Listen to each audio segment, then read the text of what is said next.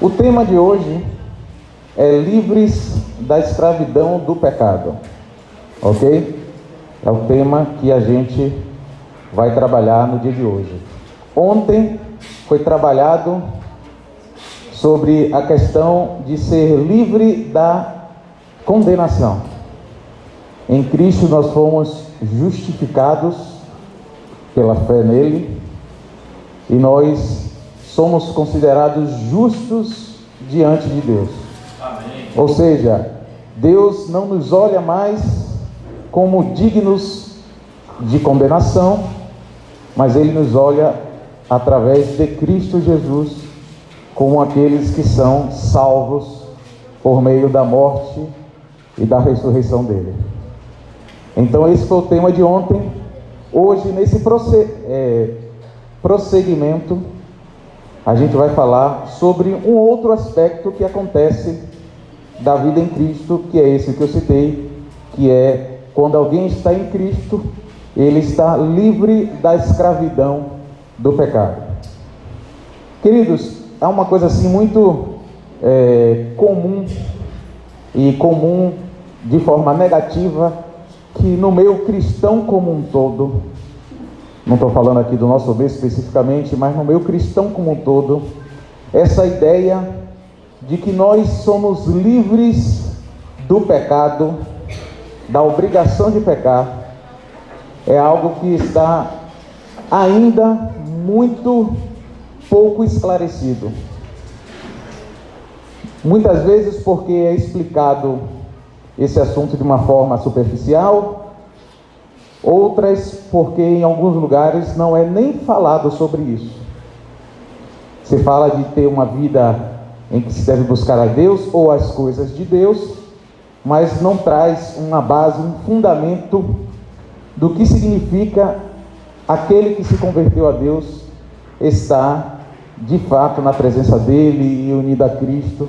E por causa disso, a gente vê no meio evangélico, no meio cristão, muita gente com extrema dificuldade com o pecado.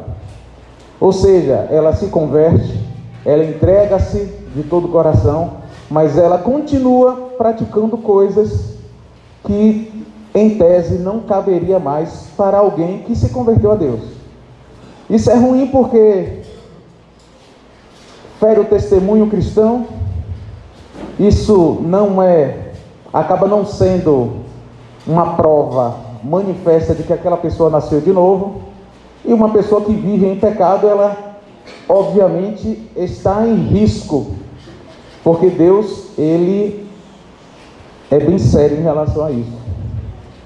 Embora a gente saiba que o discípulo de Jesus, o cristão, aquele que se converteu, ele ainda está sujeito a pecar, o pecado não pode ser mais uma marca na vida dele. O pecado tem que ser algo eventual. Então, como esse assunto e a prática das pessoas demonstram que se conhece pouco sobre isso, e esse assunto é pouco batido, hoje é bem propício que a gente fale sobre isso. Até a gente aqui, que volta e meia fala sobre esse assunto, se a gente não revisá-lo, se a gente não massificar isso, essa verdade, essa revelação, ela pode se diluir e a gente voltar àquela prática ou às práticas que a gente tinha outrora, com a sensação de que é difícil escapar disso.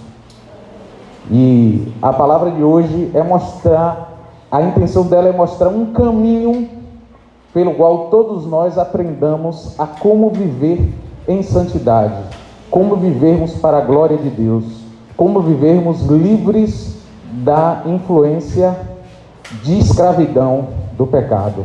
Por isso é bastante importante que você preste atenção, porque a ideia é que a gente seja bem didático no passo a passo, para que todos possam compreender como é que isso funciona e possam experimentar a partir desse entendimento, tá certo? Esse livro, mais especificamente esse capítulo de Romanos, no capítulo 6, o apóstolo Paulo, ele vai explicar como é que essa libertação da escravidão do pecado funciona. E ele é instigado a falar sobre isso, dado ao fato de que, um pouco antes dele explicar sobre essa libertação, ele estava falando de que aqueles que agora estão em Cristo Jesus, eles estão vivendo debaixo da graça de Deus, debaixo do favor de Deus, que não é mais, aliás, não é pelas obras que ele é salvo, mas sim por um ato gracioso de Deus, que é acessado por nós por meio da fé, sem necessidade de obras. Inclusive, ele diz que a gente, todos os cristãos, onde abundou o pecado na nossa vida em algum momento, superabundou a graça de Deus sobre nossas vidas, justamente porque, independente do pecado que nós cometemos, a graça de Deus é muito maior para nos alcançar e nos fazer andar junto a Ele. Então, quando ele fala isso, quando ele menciona isso, surge logo a pergunta: mas se nós estamos debaixo da graça, se eu não preciso praticar nada para ser salvo, apenas crer em Cristo Jesus, então eu posso permanecer no pecado? Outras pessoas podem ter perguntado: mas Paulo, então se você está dizendo que o pecado que a gente tinha antes, a graça superabundou, em outras palavras, você está dizendo que eu posso agora pecar muito mais para que a graça de Deus superabunde muito mais ainda? Ele está dizendo: não, de maneira alguma. E a partir daí, ele vai explicar o porquê que quem é beneficiário dessa graça divina não pode mais viver uma vida prática de pecado. E ele começa a falar sobre isso com uma frase bem interessante. Ele coloca isso a partir de um verbo, e a gente vai ler esse texto, Romanos capítulo 6, versículo 1 a 9, e a gente vai ressaltar esse verbo que ele fala. Diz assim: que diremos, pois? Permaneceremos no pecado para que seja a graça mais abundante? De maneira nenhuma, ou de modo nenhum. Como viveremos ainda no pecado, nós, os que para ele morremos? Ou porventura ignorais que todos nós que fomos batizados em Cristo Jesus, fomos batizados na sua morte? Fomos, pois, sepultados com ele na morte pelo batismo, para que, como Cristo foi ressuscitado dentre os mortos pela glória do Pai, assim também andemos nós em novidade de vida. Porque se fomos unidos com ele na semelhança da sua morte, certamente o seremos também na semelhança da sua ressurreição. E aqui entra o verbo que ele vai colocar: sabendo isso. E o verbo aqui é saber. Sabendo isto, que foi crucificado com ele o nosso velho homem, para que o corpo do pecado seja destruído, e não sirvamos o pecado como escravos. Porquanto quem morreu está justificado do pecado. Ora, se já morremos com Cristo, cremos também que com ele viveremos. Sabedores, olha o saber de novo, o verbo, sabedores de que, havendo Cristo ressuscitado dentre os mortos, já não morre, a morte já não tem domínio sobre ele. É interessante que esse texto, Paulo coloca esse verbo como algo que, em tese, os irmãos deveriam saber, deveriam ter conhecimento. Ele diz: sabendo isto. Ele está falando de conhecimento. Então, o primeiro ponto que a gente precisa ter em mente para viver uma vida para a glória de Deus é que, sobre esse assunto especificamente, obviamente sobre todos, mas esse que a gente está tratando, a gente precisa ter um conhecimento, algo que embase toda a estrutura que virá depois, seja de sensação, seja de prática ou qualquer outra. E que conhecimento é esse? O conhecimento que ele está chamando a atenção é de algo que acontece quando nós nos unimos a Cristo. A Bíblia diz que nós nos unimos a Cristo quando somos batizados, é isso que ele diz aqui. Então eu pergunto aqui, quem foi unido a Cristo? Todos aqui foram unidos a Cristo, foram batizados.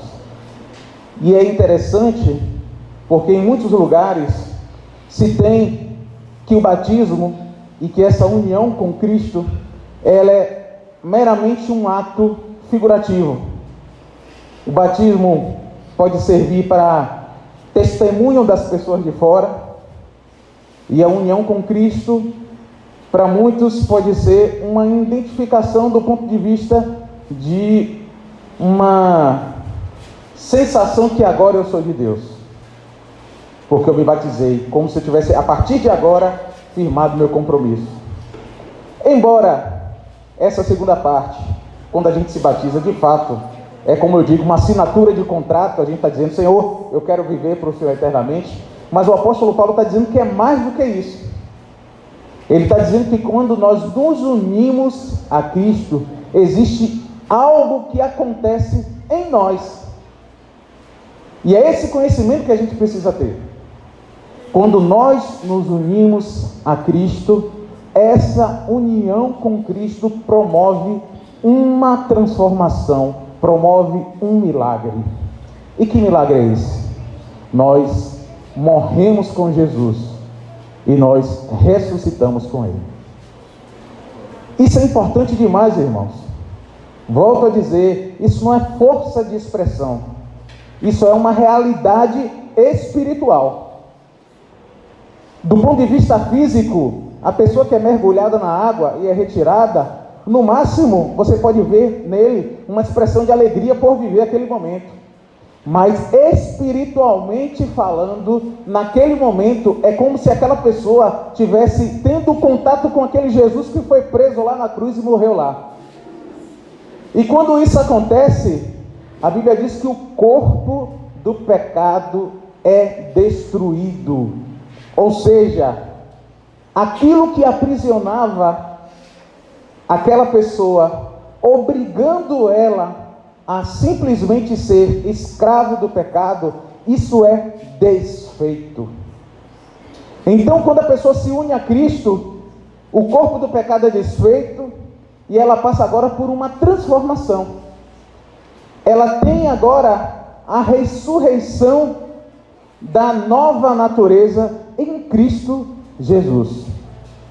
Então observe, se por um lado aquilo que aprisionava é desfeito, por outro lado a sua natureza é transformada. Por quê? Porque o mesmo texto diz que aquele que é unido e que morre com ele, ele também é ressurreto com Jesus.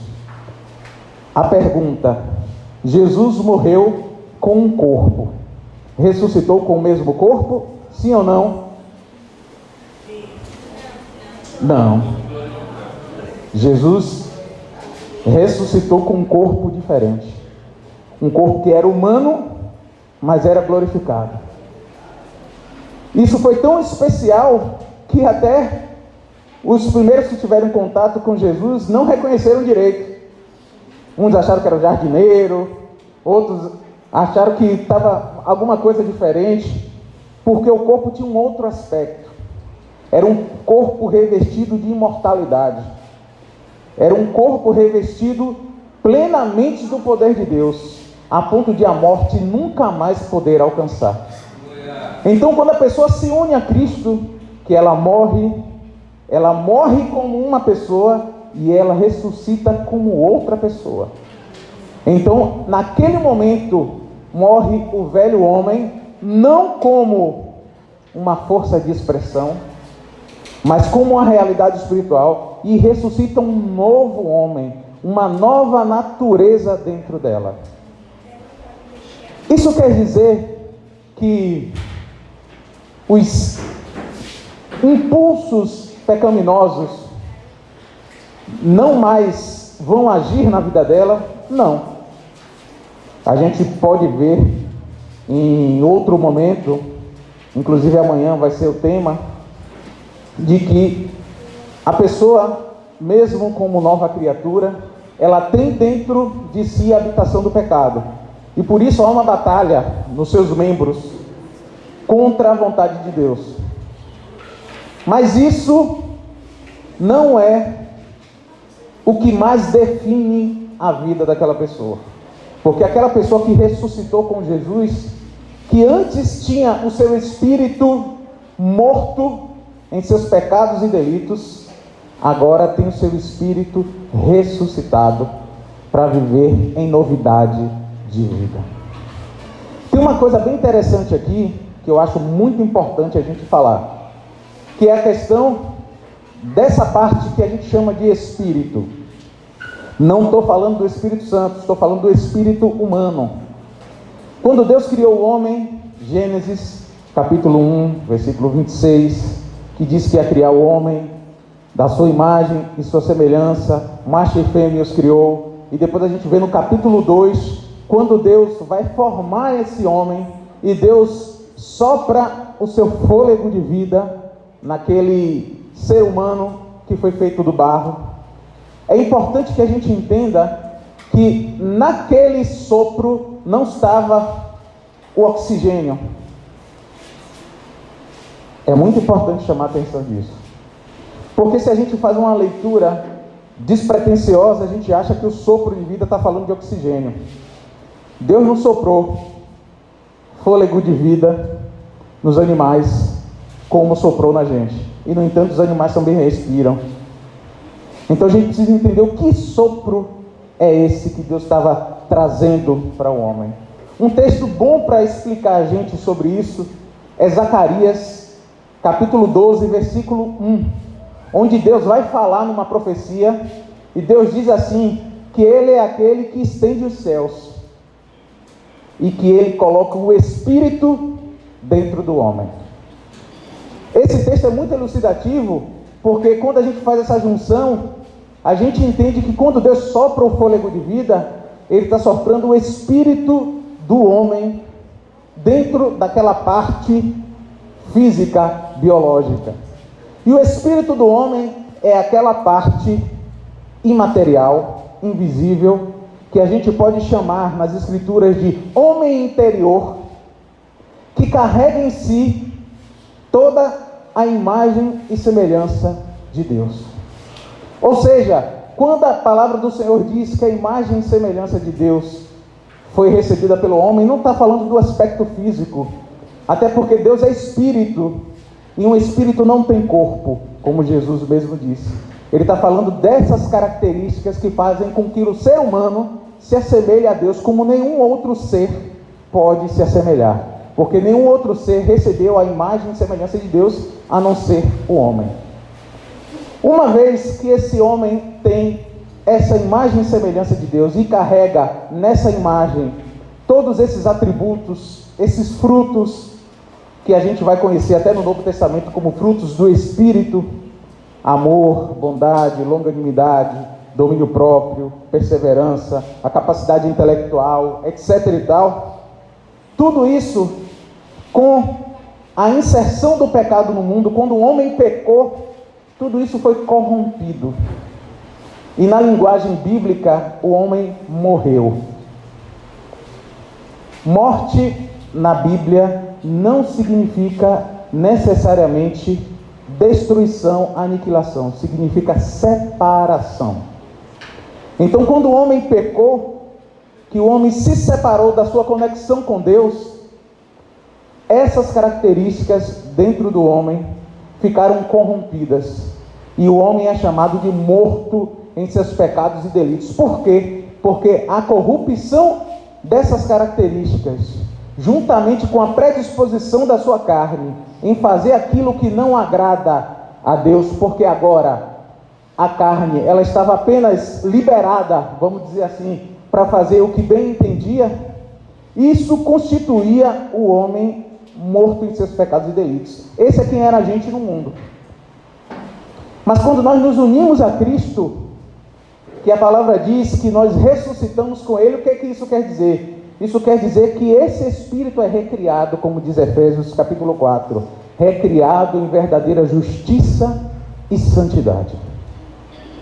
Ou seja, aquilo que estava distorcido e corrompido, agora em nós foi recuperada a imagem e semelhança de Deus. Então, quando a gente fala que aquele que se uniu a Cristo agora pode viver uma vida de santidade, ele pode viver porque foi tirado dele aquilo que escravizava ele no pecado, e ao mesmo tempo foi restaurada a imagem e semelhança de Deus na vida dele, pela qual ele agora pode produzir os frutos que Deus sempre quis quando soprou nele o fôlego de vida. Está dando para entender aí até agora? Sim ou não? Amém. Sabendo isso, se a gente fosse usar o nosso linguajar, aplicando aqui a cada um de nós, eu e você poderia dizer isso. Sabendo isso, que agora eu fui recriado em Deus, que aquela vida que eu tinha anteriormente, que era caracterizada por a escravidão que o pecado me impunha, agora eu não tenho mais. Isso ficou na cruz. Agora eu fui liberado por Deus, porque eu tenho um espírito renovado, e agora eu tenho nova vida em Cristo Jesus. Vós que estavam mortos em pecados e delitos, Deus, por sua graça, o ressuscitou juntamente com Cristo. É isso que diz Efésios no capítulo 2. Então, esse conhecimento, irmãos, a gente precisa ter. Por isso que o apóstolo Paulo diz, sabendo isso. Porque ser santo, viver a vida de Cristo, não é por um simples esforço nosso. Embora a gente vai ver que no processo há um esforço sim. Mas não é pela capacidade nossa, como se nós, como seres humanos normais, como qualquer pessoa, pudesse agradar a Deus. Só pode agradar a Deus quem foi unido a Cristo. Porque só quem é unido a Cristo é que tem o corpo do pecado desfeito e tem a sua natureza restaurada em Cristo Jesus. Amém? Então eu e você podemos viver uma vida de santidade. Ponto número 1. Só que Deus não quer que a gente só saiba. Deus quer que a gente se considere assim. E isso é muito interessante porque saber e se considerar parecem palavras que têm uma certa semelhança no significado, mas só parece que tem semelhança. Na verdade, são duas coisas totalmente diferentes. Saber é você ter um conhecimento sobre isso, e todos nós já sabemos aqui. Mas se considerar é uma outra coisa. Eu quero dar um exemplo para vocês que aconteceu comigo na minha infância, e eu acho que esse exemplo pode elucidar um pouco o que significa considerar. Quando eu era pré-adolescente, sei lá, 8, 9 anos, eu estudava num colégio particular, e nessa escola tinha um jovenzinho, que ele devia ser mais ou menos da minha idade, mas ele era bem mais franzino do que eu. E aquele menino, sabe, pivete mesmo, que a gente chama de pivete. Eu era maior do que ele, tinha maior estatura, me via como alguém mais, mesmo na idade, né, já me via como alguém assim mais maduro em relação a ele. E ele era aquele pivetinho que botava para quebrar, brigava, só chegava, era um transtorno na escola esse menino. E ele criava problema comigo. Sabe que ele via assim um jeito meio pacato e tal, e ele não ia com minha cara. Ele ficava tirando onda mesmo. E ele chegava, queria tomar as coisas da mão, dar tapa na cara. Era nessa pegada. E todo mundo, inclusive eu, ficava naquela coisa de, sabe, ceder mesmo, porque a gente ficava amedrontado por aquilo, porque a gente sabia que ele estava disposto a tudo, mesmo naquela idade. Claro que a gente não raciocina que a gente tinha na época, né? Até que um dia, um belo dia, teve um episódio, eu nem lembro exatamente o que é que foi que eu estava na mão, se eu não me engano foi uma raia, todo mundo sabe que é a raia, né? Que a gente empina, a gente faz uma pipa. E aí tinha algo que era caiu lá em casa, e ele queria tomar de minha mão. E naquele dia, eu me impus sobre ele. Eu era maior do que ele. Maior em estatura, maior em envergadura mesmo, não era maior do que ele. Ele só tinha aquele perfil dele. E naquele dia eu, não sei porquê, eu achei que era muito desaforo ele tomar aquilo em minha mão, e eu disse, não vai tomar não. E aí eu peitei ele. Queridos, acredite, depois daquele dia, nunca mais ele criou problema comigo. Faltava eu fazer uma coisa: eu me considerar de fato o que eu era, maior do que ele, mais forte do que ele. Ou seja, eu já era maior e mais forte. Só que ele o tempo todo chegava e botava aquela pressão e se impunha. Até num dia que eu me considerei como de fato eu era, maior e mais forte. E no dia que eu peitei ele, nunca mais ele criou problema comigo. Até os dias de hoje. Até os dias de hoje. Então, quando a gente fala sobre saber e se considerar, que a palavra de Deus diz, e é o texto que a gente vai ler, a palavra está dizendo justamente isso. É importante que você saiba, essa é a base da vida que você vai ter a partir da sua união com Cristo. Você precisa ter esse conhecimento de que você de fato está liberto da escravidão do pecado, mas você também precisa se considerar assim. E isso é muito importante, sabe por quê? Porque se você não se considera assim, você sempre vai tratar as tentações, as dificuldades, as situações que vierem sobre você numa atitude vitimista, como se no final das contas não tivesse jeito de você escapar, como que, não deu, sabe aquela coisa, poxa, até que tentei, mas não consegui. Não, você poderia conseguir sim, só que você deixou que o menor se colocasse como maior do que você. E a palavra de Deus diz que quando você é liberto do pecado, da escravidão do pecado, o pecado não tem mais domínio sobre você. Então não é para você e nem eu se considerar como menor do que isso. Muito pelo contrário. É para a gente se considerar maior do que isso. Maior do que o pecado. Então quando o pecado, a tentação e situações sobrevier sobre nós não podemos ter aquela atitude como se no final das contas a gente já soubesse que ia errar. Muito pelo contrário. A gente entendendo quem somos em Cristo, nós temos que nos posicionar e não ceder às tentações e às dificuldades que nos sobrevêm, mesmo que elas pareçam grandes. Vamos ler o texto? Romanos capítulo 6, versículo 10 e 11.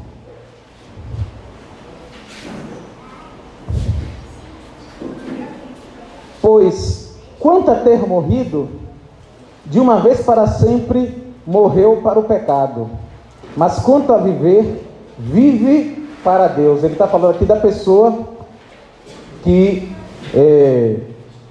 de Jesus, né? E da pessoa que ressuscitou com Cristo.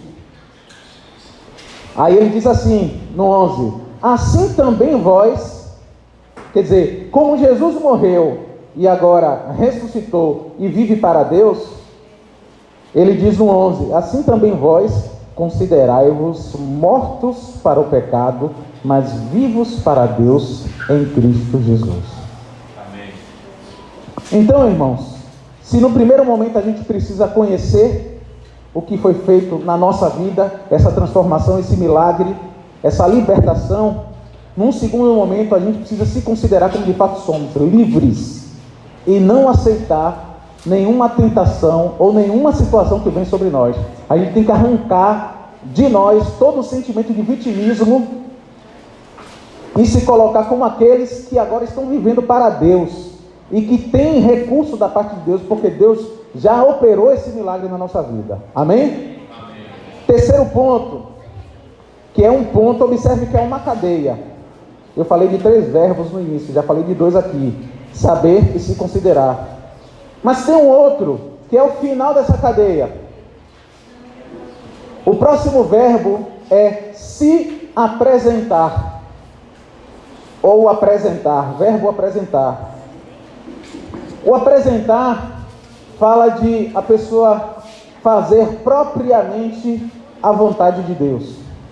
Observe que primeiro a gente entende, a gente conhece o que aconteceu conosco. Segundo, a gente se considera como de fato nós somos. E terceiro, agora a gente vai para cima. Agora a gente age de acordo com esse conhecimento e com essa consciência de que nós somos assim. Nós agimos agora. É importante e interessante esse texto, a gente vai ler e depois eu vou comentar, que nesse ponto muita gente também se atrapalha e não consegue fechar esse ciclo para viver uma vida de santidade. A gente vai ler e depois eu vou fazer o comentário. Eu ainda em Romanos, do capítulo 12 ao do versículo 12 ao versículo 14.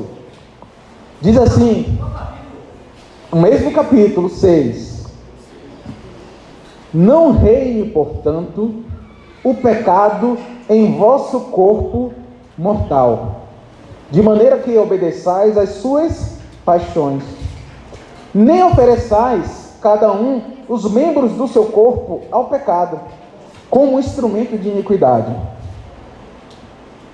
mas oferecei-vos a Deus como ressurreto dentre os mortos, e vossos membros a Deus como instrumentos de justiça. Preste atenção que isso aqui é muito importante. Ele nos chama a atenção, o apóstolo, que não é para que o pecado reine na nossa vida, e ele diz o caminho. Ele diz assim, que ao invés de a gente oferecer os nossos membros ao pecado como instrumento de iniquidade, porque é assim que a gente fazia antes, quando as tentações vinham sobre nós, quando as situações nos pressionavam, quando as nossas inclinações nos chamavam para pecar, o que a gente fazia? A gente se oferecia ao pecado, a gente cumpria aquilo que o pecado requeria de nós. E ele está dizendo, não faça mais isso, você não precisa fazer isso. Mas ele diz outra coisa, que é esse ponto aqui que muita gente se perde. Ele diz assim, ao invés de você se oferecer ao pecado, agora faça diferente, se ofereça a Deus. E ofereça os seus membros a Deus como instrumento de justiça. Irmãos, isso aqui é algo assim que todo mundo devia ter registrado como um dos principais pontos do segredo da santidade.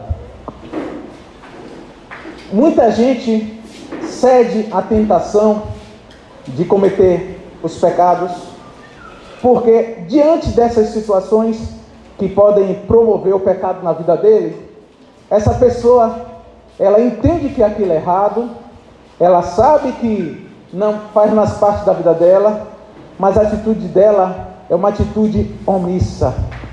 Em que sentido?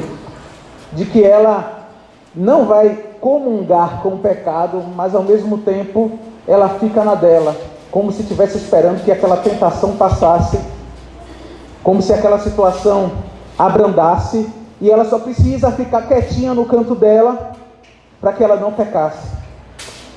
Quando isso acontece, na prática é uma deixa para que o pecado em algum momento supere aquela pessoa. Porque o que o apóstolo Paulo está ensinando é que você tem que fazer uma substituição de atitude. Se antes você se oferecia ao pecado, agora você se oferece a Deus. Se antes você oferecia seus membros para a injustiça, agora você oferece seus membros à justiça. Vou dar um exemplo prático. Efésios capítulo 4, versículo 21, vai nos ajudar bastante a gente entender o que é que significa isso sobre a substituição. Se você puder abrir, é um texto que você tinha que, quem risca Bíblia, pode riscar, deixar ele bem ressaltado. Se você marca a bolinha só no número, marque, mas deixe esse texto aí, que é um texto importante demais para a gente entender o princípio da substituição. O que é a gente deixar de oferecer ao pecado e oferecer nossos membros à iniquidade, para oferecer-se a Deus e nossos membros à justiça e à santidade. Efésios capítulo 4, versículo 21, diz assim, vamos pegar a partir do 20. Mas não foi assim que aprendestes a Cristo, se é que de fato o tendes ouvido e neles foste instruído, segundo é a verdade em Jesus. No sentido de que, quanto ao trato passado, vos despojeis do velho homem, que se corrompe segundo as concupiscências do engano.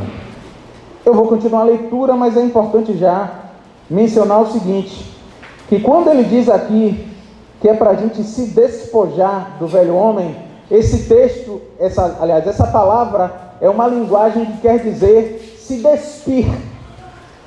Ou seja, ele está dizendo o seguinte, você não tinha uma forma de se conduzir diante das situações?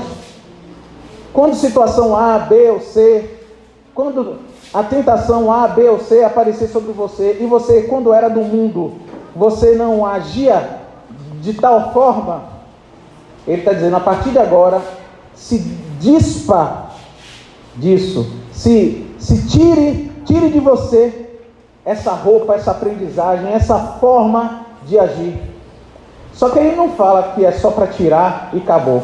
A gente vai ver que ele manda a gente fazer uma outra coisa. O texto diz assim, e vos renoveis no espírito do vosso entendimento, e vos revistais de que agora? Do novo homem, criado segundo Deus, em justiça e retidão procedentes da verdade. Vou parar aqui, mas depois a gente vai continuar. O velho homem, esse homem que é caracterizado por uma vida de pecado, ele é um símbolo de Adão. Esse novo homem que está dizendo que é para a gente se revestir aqui, o novo homem é Cristo, é o cabeça de uma nova raça. Então, quando ele diz que é para a gente se revestir do novo homem, ele está dizendo que é para a gente se revestir de Cristo. Mas alguém vai perguntar, mas nós não já fomos revestidos de Cristo no batismo? Porque o texto de Gálatas 3:27 diz assim, todos quantos foram batizados em Cristo vos revestiste? Mas ele não está falando aqui desse revestimento espiritual, porque esse já aconteceu. Ele está falando de uma ação efetiva.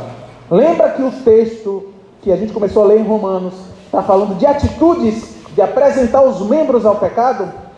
Ele está dizendo, agora você vai apresentar a justiça. Então, se revestir do novo homem é agora você imitar aquilo que o novo homem faria no seu lugar.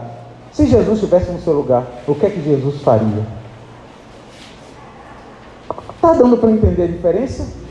Não é apenas para eu chegar e ficar na minha. É para agora eu ter uma nova atitude. Na mesma situação, ao invés de eu simplesmente me eximir da situação, tentando me blindar para não pecar, eu tenho que agora ter uma atitude proativa, de agir conforme o novo homem agiria naquela situação, como Jesus, no meu lugar, agiria. E aí a gente vai ver, na continuação, como é que isso acontece na prática. Versículo 25. Por isso, deixando a mentira, eu não minto, agora eu não estou mentindo, só estou omitindo. Alguém me pergunta uma coisa, então eu não vou mentir, né? Agora eu sou cristão, mas eu vou ficar na minha, vou omitir. É assim que o novo homem agiria? Como é que o homem agiria? Deixando a mentira, fale cada um a verdade com o seu próximo, porque somos membros uns dos outros. Então eu tiro a mentira e adiciono a verdade com o meu próximo. Irai-vos, mas não pequeis. Não se ponha o sol sobre a vossa ira, nem deis lugar ao diabo. Aquele que furtava, não furte mais. Ah, beleza, eu era ladrão no mundo, gostava de qualquer dinheiro que passasse assim, batido, eu dava uma pegadinha. Mas agora eu me converti, e agora eu vou ficar na minha. O importante é que eu não roubo mais ninguém. Não é isso que o texto está dizendo, que é uma substituição. Apresentar a Deus e apresentar os membros a Deus como instrumento de justiça é: se eu roubava, agora eu trabalho fazendo com as próprias mãos o que é bom, para que tenha com que acudir o necessitado. Está dando para entender aí a substituição de uma coisa e de outra? Não saia da sua boca nenhuma palavra torpe. Eu era uma boca porca no mundo, falava um bocado de palavrão, só falava palavra do sentido. Agora, eu, graças a Deus, limpei minha boca, estou aqui, não... mas fico na minha também. Chego na igreja e fico de boa. Quando tenho conversa com os colegas, eu fico na minha. Importante é que eu não me misturo mais com essas coisas. Mas a substituição não é essa. A substituição é: não saia da vossa boca nenhuma palavra torpe, e sim unicamente a que for boa para edificação. Então, se é para eu abrir a boca, eu tenho que abrir a boca agora para substituir, ao invés de palavrão, palavras que edificam. Conforme a necessidade, assim transmita a graça aos que ouvem. E não entristeçais o Espírito de Deus, no qual fostes selados para o dia da redenção. Longe de vós, preste atenção, toda amargura e cólera e ira e gritaria e blasfêmias, e bem assim toda malícia. Pronto, beleza. Tudo isso eu vou tirar aqui, para que isso não aconteça no meio do povo de Deus. É só isso? Não. No lugar disso, antes, sede uns para com os outros benignos, compassivos, perdoando-vos uns aos outros, como também Deus em Cristo vos perdoou. Sede, pois, imitadores de Deus, como filhos amados. Amém. Irmãos, você precisa saber, e você já sabe, você precisa se considerar, e talvez você hoje já esteja se considerando, porque a Bíblia está revelando para você que de fato você é livre. Mas agora você precisa mudar a sua postura. Você precisa agora ser proativo, oferecer-se a Deus e oferecer seus membros a Deus como instrumento de justiça. Porque foi assim que o nosso Senhor ensinou. Nosso Senhor disse assim, quando bater na tua face, você só toma cuidado para não apanhar de novo. Não, o que é que ele disse? Dê a outra face. Quando você tiver um inimigo, o que é que você faz? Não crie problema com ele? Não. Ore. Amai os vossos inimigos. Quando alguém te perseguir, o que é que você faz?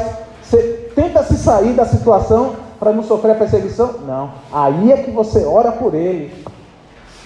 Então Deus nos chama a gente substituir as nossas atitudes. Deixar de oferecer-se ao pecado para se oferecer à justiça. Deixar de se oferecer à iniquidade para oferecer os nossos membros a Deus como esse instrumento pelo qual a gente revela essa santidade que foi promovida através da nossa união com Cristo, através da ressurreição do nosso espírito, através dessa nova vida que a gente pode desfrutar em Deus. Amém? Amém. Detalhe. E como é que eu mantenho isso? Entendi, Léo. Tem que fazer tudo isso. Mas pode ser que eu consiga fazer uma vez ou outra. Como é que eu mantenho isso na minha vida? Como é que isso de fato pode ser algo que me leve à constância em santidade? O texto de Romanos, no capítulo 6, no versículo 15 a 22, ele vai nos orientar nesse sentido. Romanos 6, 15 a 22. Diz assim: e daí? Havemos de pecar porque não estamos debaixo da lei e sim debaixo da graça? É a mesma pergunta que começou no versículo 1. Aí Paulo vai dizer: de modo nenhum. Não sabeis de que daquele a quem vos ofereceis como servos para a obediência, desse mesmo a quem obedeceis sois servos? Seja do pecado para a morte ou da obediência para a justiça. Mas graças a Deus, porque outrora escravo do pecado, contudo viestes a obedecer de coração a forma de doutrina a que fostes entregues. E uma vez libertados do pecado, fostes feitos servos da justiça. Porque quando eras escravos do pecado, 19, falo como homem, por causa da fraqueza da vossa carne. Assim como ofereceste os vossos membros para a escravidão da impureza e da maldade para a maldade, assim oferecei agora os vossos membros para servirem à justiça para a santificação. Porque quando eres escravos do pecado, estavas isentos em relação à justiça. Naquele tempo, que resultado colhestes? Somente as coisas que agora vos envergonhais, porque o fim delas é morte.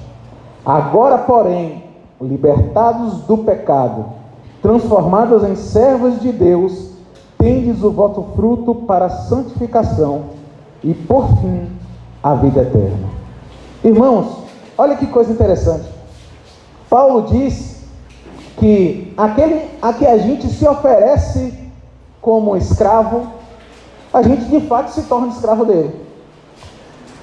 Ou seja, em outras palavras, eu fui liberto por Cristo.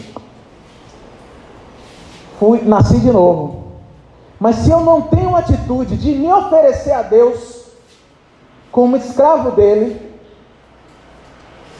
e ao invés disso, eu fico me oferecendo ao pecado como escravo do pecado, de fato, vai criar uma relação de escravidão com o pecado. O que isso quer dizer? Trocando em miúdos, que uma vez que eu fui liberto, uma vez que você foi liberto, se a gente não tiver essa ação proativa de agora substituir as nossas atitudes, apresentando a Deus a nossa vida, nós vamos ceder e vamos ficar presos aos pecados que outrora cometíamos no mundo. E o que isso quer dizer no frigir dos ovos? Que se eu quero viver uma vida de santidade, não há outra possibilidade senão eu constantemente me apresentar a Deus como instrumento de justiça. Se eu não fizer isso, eu vou pender para o outro lado, e aí eu vou, por causa da fraqueza da minha carne, me tornando de novo escravo do pecado. Não porque eu não fui liberto, mas porque eu não estou agindo da forma correta e estou me sujeitando voluntariamente. Ou seja, o que Deus fez conosco, nos libertando do pecado, Ele nos libertou para nos dar uma opção de sermos agora escravos dele, e não sermos libertos como se nós pudéssemos ser livres por conta própria. Porque aquele que é liberto por Cristo e não se sujeita ao senhorio de Cristo, fazendo aquilo que deve ser feito, substituindo suas atitudes, vivendo uma vida como ele viveu, automaticamente vai voltar novamente às práticas que tinham do velho homem dominante.